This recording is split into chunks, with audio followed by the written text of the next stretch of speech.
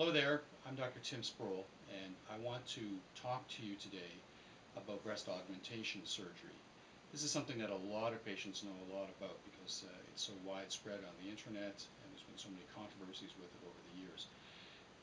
It's actually, I think, one of the better operations that plastic surgeons do in terms of giving you reliably what you want, which is an enhancement in the size of your breasts and an accompanying enhancement in your self-esteem and other complex and subtle psychosexual factors.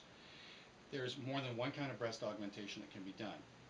Uh, I personally prefer to use a variety of techniques depending on the issues with the patient.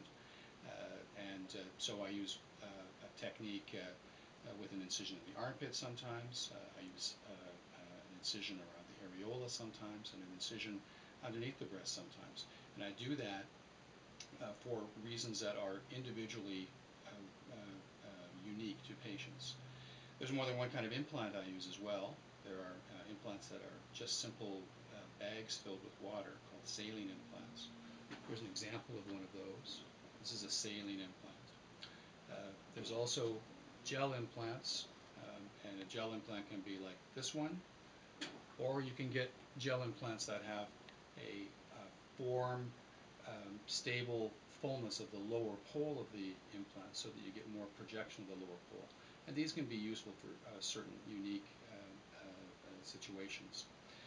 All breast implantation has some risk associated with it. The risks are related to, first, the incision. You can get that scars. Then the pocket that's created. You can get excessive bleeding or infections in the pocket, or the pocket can be made too large or too small, and that can result in deformation of the implant or even the necessity to have the implant removed. In addition, you can have problems with the implants developing what's called a capsule, which is a firm, hard scar that forms around the implant and gives the breast a firm, hard shape, sometimes even pain.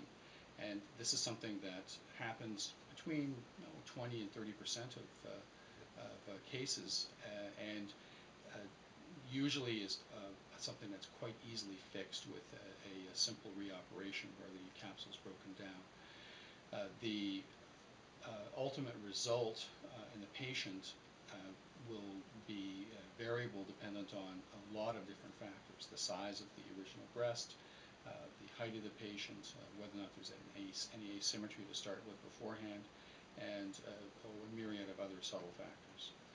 It's possible to lose sensation during this operation, and it's also frequently the case that you gain some sensation from the procedure. I think that that's because the nipple is pressed more firmly against underlying clothing and so on. In any event, as I say, I think it's one of the best operations we do, and I would encourage you, if you are unhappy with the size of your breast, to consider this type of surgery.